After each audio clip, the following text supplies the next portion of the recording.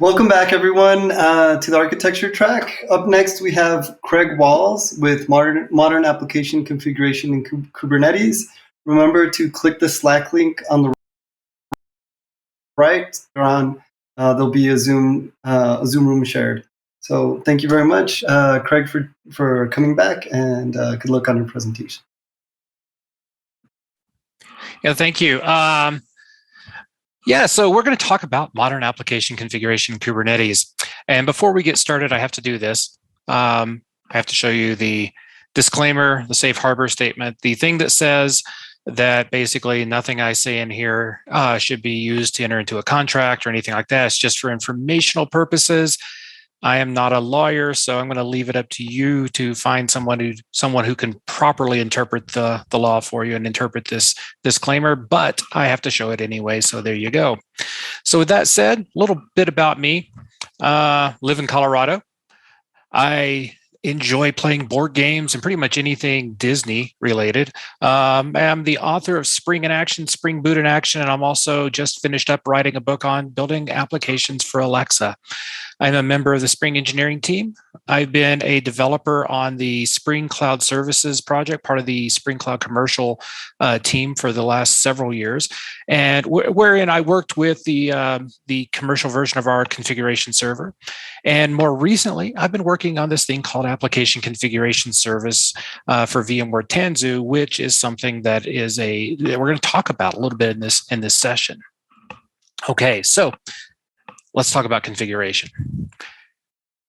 How do you configure your Spring apps? Now, there's a lot of ways you can configure your Spring apps, a few of which are application YAML. If you've worked with Spring Boot, you know that you can either use application YAML or even application.properties to configure things like database URLs, things like maybe some URLs to somewhere else, some credentials, whatever. These are pretty common. And it's a fairly easy thing to do. And it supports all sorts of great things that Spring offers, including profiles and optional configuration. It's all good stuff. We also have environment variables. That's another option. And then there's things like the JVM system properties or the -D that you give to your JVM when you're running a Spring application. You could also, theoretically, you could use command line arguments. It's not really a configuration option, but it does fall into the same category as these other things in the sense that you can configure your Spring app and add values to configuration properties using command line arguments. And there's others as well. Ultimately, all of these feed into the same thing. They all feed into what's known as the Spring environment abstraction. This is a thing that was introduced way back when. I believe it was Spring Framework 4.1 is when it was properly introduced. And in Spring environment, the Spring environment abstraction, it is a placeholder or a collection of all the properties that may configure an application. It's made up of different properties from different sources. And if the same property is duplicated across multiple sources, that environment abstraction knows about all of them. There is a pecking order. There's some hierarchy in it. And so there's a list, and the things at the top of the list take precedence over the things at the bottom. But ultimately, all the properties get collected into the environment abstraction so that you can use them for property placeholders. If you've worked with Spring forever, like I have, you may remember what used to be known as property placeholder configurer. And property placeholders still have a place even today in modern Spring applications when you're using the @value annotation, or even in your application YAML or application properties, you can refer to other properties using the $curly brace syntax. But you could also make them available with Spring Boot in the Spring Boot config props. So you can annotate a class with configuration properties, give that configuration properties a prefix. And then any property that's in that configuration properties annotated class will be prefixed with whatever its property name is. So greeting may be your prefix, message may be the property, the full property name is greeting.message, and you can do this with Spring Boot. Great. However, application properties and application YAML, they're packaged into the deployment artifact, typically. I mean, you can put them elsewhere if you want, such as in the file system, but typically where they live is in the compiled, the built jar file or the built war file. which makes them very difficult to change. If you want to change a value, you have to rebuild it again and redeploy it. But again, it's all part of that environment abstraction, and because of that, things higher in that environment abstraction can override those things. But it makes it difficult to just change them as they are. It does make for a great place for default values. And a little bit later in this talk, when I show you my demo, you'll see I actually do use it for for default values. It is difficult to manage across multiple apps and instances because application YAML, application properties, these are just, they're packaged up in the jar file, in the WAR file that you're deploying. And therefore, if you want to use those exact same properties in another application or another instance of the application, you basically have to copy it into the other project when you build it. They're a little difficult to audit, not impossible to audit, because they are part of the source code, and therefore they're probably checked into Git or some other source code control. And because of that, you can see who changed what. But again, you're not changing them very often because they are packaged in the project. And so anytime you change them, it kind of results in a necessity to build a new version of it. Not impossible to audit, but a little trickier because it's just part of the code now. Environment variables, they're tricky to manage as well. I mean, typically you use like something like setinv in your Unix systems. You type setinv or something like that, or export to set your environment variables. And what happens is you lose. You don't have any versioning of them. You don't have any way of going back in time and seeing what changed. It's a little difficult to audit. You don't know who changed it necessarily. You don't necessarily know when it was changed or why it was changed. And so, they're not ideal, but they're certainly an option. Command line arguments and JVM system properties. Those are options, but they're not very good at all. They're not really practical as a main configuration source. They're more of just a option, perhaps for a quick override if you're needing to do that. They're not really great for practical management of your properties. So what are we going to do? Well, that's where the Spring environment abstraction comes in handy again. It's extensible. It is made up of a list of multiple property sources. And because of that, you can add to it. You can add new property sources to the environment abstraction, which is exactly what something called Spring Cloud Config Server does. Spring Cloud Config Server offers a runtime, a server, a REST API that your applications can use to consume configuration. And it ultimately adds to the application's environment abstraction. Let's talk a little bit more about that. So configuration can be managed in Git. And in fact, it can be managed in Git using application.yaml or application.properties. Typically, it's in a different repository than your source code, although you can be in the same repository as the source code. But it's in a different repository usually, and you're going to manage your configuration there. For what it's worth, config server can also support Vault and Cred Hub and DB and by way of JDBC and S3 and a few other sources of data as well. But we're going to talk mostly about the Git approach today. So configuration can be managed there. It can be served via REST. And what this means is configuration, because it lives in Git, can be versioned, it can be rolled back, and it can be audited, essentially using git log or git blame to see who changed what, when they changed it, and perhaps if they gave a meaningful commit message, why they changed it. Applications just need to read from that config server, which, is probably okay. It's just a REST API. They somehow, probably you can write a client application that reads from the config server. It's just an HTTP request, right? Well, maybe so, but it also has to somehow be merged into the environment. Now, we're talking about Spring in this case, but generally speaking, it somehow, whatever it reads from that config server has to be merged into the application's configuration. In Spring, that means somehow merged into the environment abstraction. So we got to figure out how that's going to work. How are we going to do that? Well, good news. Spring Cloud Config Server offers a client library. It does exactly that. It knows how to consume the REST endpoint that exposes properties from config server and merges it into the environment repository. So problem solved. What else is there to talk about? Oh, but wait, we have this new thing going on. What about non-Spring or non-Java apps? What if we're writing a Ruby app, or what if we're writing a Node app, or perhaps .NET? Well, we're not going to talk about that right now. We'll come back to that.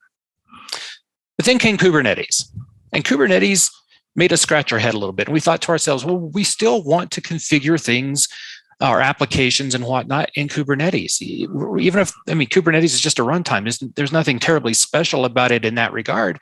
We still want to be able to configure our applications outside of the application itself. We still want it to be managed and versioned and audited and everything we got from config server. So what about, can we do that? Well, Spring Cloud Config Server runs fine on Kubernetes, runs perfectly fine. And applications running in Kubernetes can still be config server clients, just like they would be if they were running anywhere else. But wait, what about non-Spring or non-Java apps? That came up again. Well, I said, let's not talk about that right now. We'll come back to that. Because while that is an important thing to talk about, we do need to talk about it. There's a bigger elephant in the room. Specifically, there's the configuration elephant that's in the Kubernetes room. What about config maps? You see, Kubernetes comes with its own concepts, its own constructs and idioms for working with configuration. So I guess we should probably talk about those.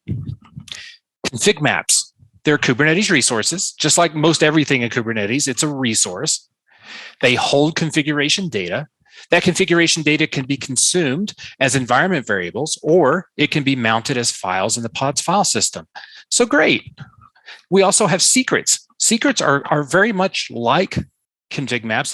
They're K resources, they're Kubernetes resources, just like config maps. They're almost identical to what config maps are. They're just a little bit more secret is all. And so that, Kubernetes has these constructs built in. So why can't we use them? Well, one of the other things that's really cool about it is because we can mount them as environment variables on our applications, because we can mount them in the file system as files, as configuration files in the file system of the application's pod, then they don't really require any special client library. You just need to be able to make them available to the application. So great, this is awesome. We don't need a special client library like we did with config server. They're Kubernetes native. They work with any K8s workload, Spring, Java, Ruby, .NET, or otherwise. So great, problem solved. What else can we talk about?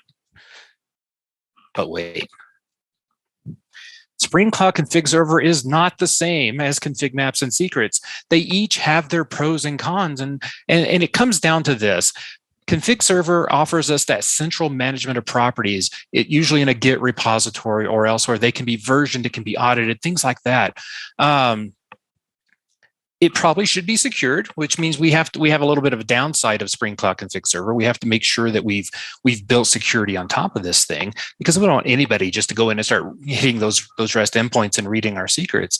Another downside is it does require that client-side library. We have the client-side library for Spring applications, but it's not going to help us much if we're writing a Node.js application. Of course, in fairness, there is steel toe that affords that same ability for .NET applications, but for pretty much anything that's not Spring and Java or .NET, you're kind of on your own to figure that out. On the other side of the slide here, we have Kubernetes config maps and secrets. They don't require any special client code. They're very Kubernetes native. I mean, it's one of the first things you learn about working with Kubernetes is creating config maps. They're not centrally managed though. There's nothing baked into them that says we can put this in GitHub, or we can version it or audit it. So all that's not just really built in. I mean, you could certainly do it there. Ultimately, everything comes down to a YAML file. So you could certainly version those YAML files, but it's up to you to make sure that that's happening. It's up to you to make sure that those are being versioned and that you're applying the YAML file that is the most recent version. But the good news is they can leverage Kubernetes native security. So RBACs and whatnot that Kubernetes offers out of the box, you can leverage that to make sure that config maps can only be seen and consumed by those that are allowed to see and consume those. So that's kind of a good thing. So we got this mix of pros and cons between these two options. What if we did this? What if we bring them together? What if we bring them together? And that is what Application Configuration Service for VMware Tanzu. The full long name is, it's quite a mouthful. I tend to refer to it as ACS for short. What if we brought them together, and that is what ACS does? It is a Git-backed config map and secret. It is Git hosted the exact same way as Spring Cloud Config Server. In fact, if you've already been using Spring Cloud Config Server and you're transitioning to this, you don't need to change a thing in your property repository. Wherever you're hosting these properties in Git, you don't have to change a thing. Those very same properties can be picked up straight out of GitHub, straight out of whatever Git repository you're using, and consumed just using ACS. They are ultimately, though, they are pulled from Git, and they are written to either config maps and or secrets, kind of depending on what the nature of the properties are. If the properties have encryption on them, for example, those will be written to secrets, whereas configuration, any properties that are in the raw, they're going to be just written to the config maps. Okay, so we get the best of both worlds. Problem solved. Now I don't have but wait, after this one, I'm going to have well, how does it work?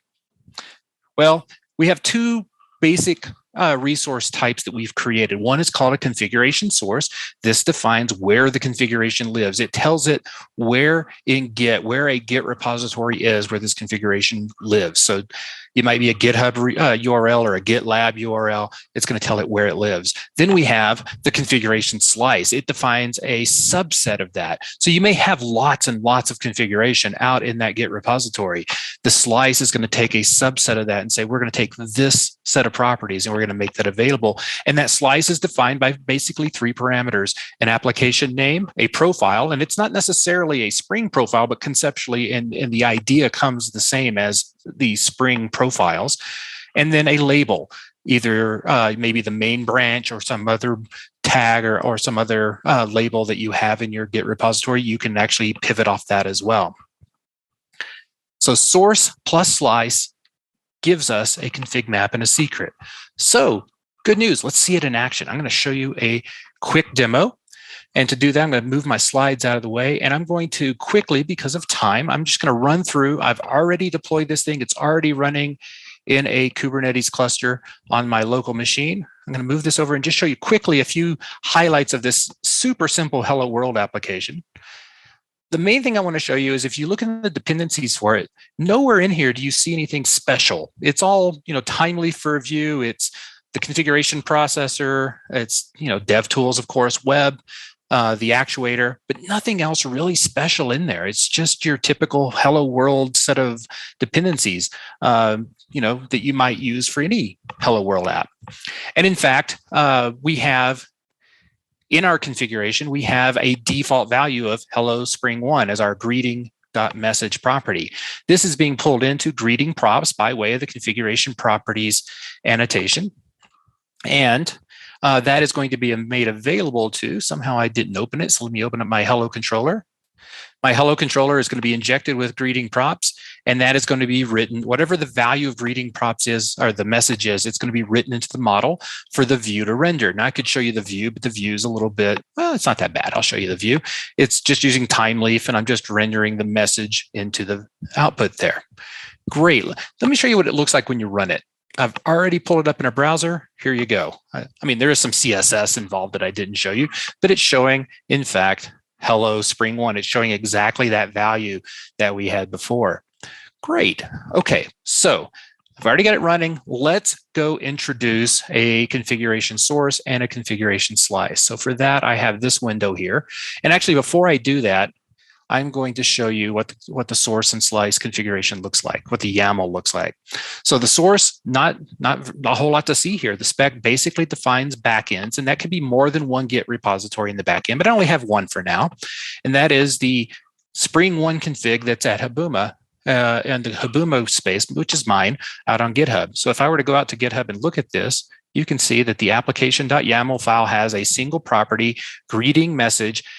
It looks very similar to the one we had in our default, but instead of saying Hello Spring 1, it says Hello Spring 1 from Kubernetes. So it's slightly different, but it's pretty much the same otherwise.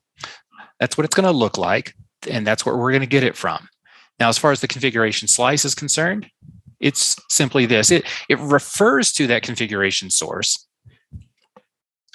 The idea here being is that the source itself could be set up by somebody who manages who lives closer, whose role has them living closer to the configuration, but the slice is created by somebody who lives closer to the application. And they're going to say, I want the stuff from Spring One config source. Specifically, I want to write this to a config map whose name is Spring One config. Immutable means I'm setting it to false. By default, it's true. But the idea is that we would by default, create an immutable config map, meaning that every time that the configuration changes, you're going to get a brand new config map. It's not going to overwrite the old one. It's going to create you a brand new one with a unique name, which is awesome. I think that's a great idea. For demos, it's a little bit of a hassle because we get a brand new unique name every time and I have to keep looking it up. So for demos, I'm going to set it to false. So I get a config map whose name is Spring One config all the time. Interval is 10. Well, that basically means I'm going to have it check on the Git repository every 10, I think it's 10 seconds. It's going to check on it and see if there's anything new. And if there is, it's going to update the config map. We're not going to take advantage of that during the demo today just because of time.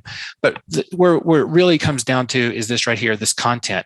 It's an array, and you could have as many of these entries in there as you want. But what I'm specifically saying is I want the content from the Spring One application, the default profile, and the main label. So right now I just have an application.yaml file, but if I had a spring1.yaml file, any configuration in there would also be brought in. But because application.yaml is sort of a default anyway, I'm just asking for whatever is in Spring One default main, that includes application YAML. It's going to bring that in. Great. So let's go create those. Only take a moment. And I'm going to say kubectl apply -f, and I believe I called it Spring One. Nope, that's not what I called it at all, is it? I called it, what directory am I in? What is the name of this? It is, oh yeah, I just kept it, I kept my name simple. Config source.yaml. So the config source has now been created. I'm going to go create the slice. That's been created. Now, if I say kubectl get config maps, you're going to see I have a config map called Spring One config. Let's take a quick look at that. So kubectl describe config map Spring One config. And you're going to see in there it has hello Spring One from Kubernetes. Great. Now, my application, wherever I left that laying around, I got way too many windows open, so bear with me. My application still doesn't know about that config map, though. If I hit refresh, nothing. And the reason for that is that the deployment for my configuration, I've commented out the part that brings it in. So let me uncomment that out and let's talk about it briefly.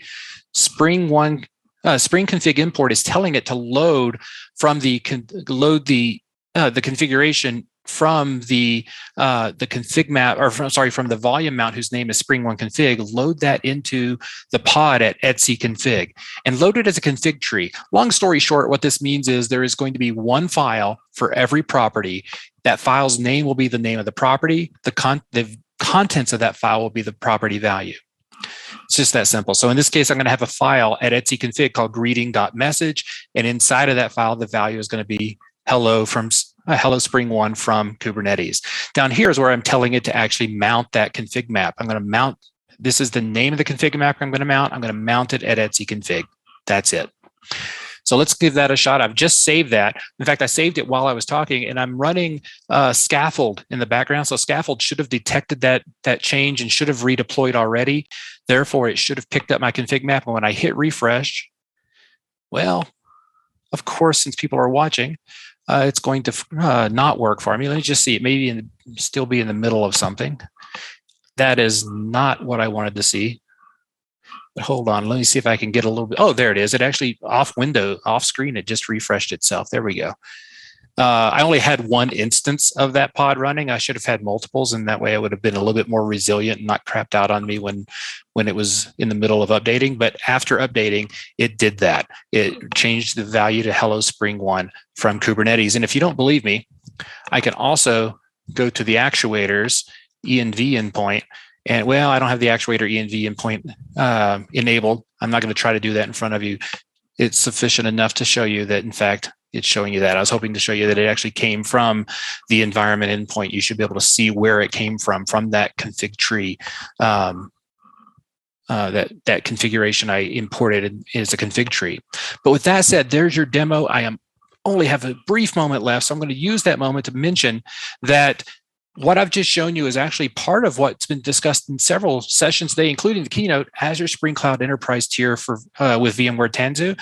So check that out. I don't have a lot of time to talk about it beyond that, but that was mentioned earlier today during the keynote, as well as in one other session I was in. And that is, it's part of that. What I just showed you is actually part of that. It's baked into that. And here's a few other talks you might be interested in. Some of these already happened earlier today, but still, when the videos come out, when the recordings come out, you might want to check them out.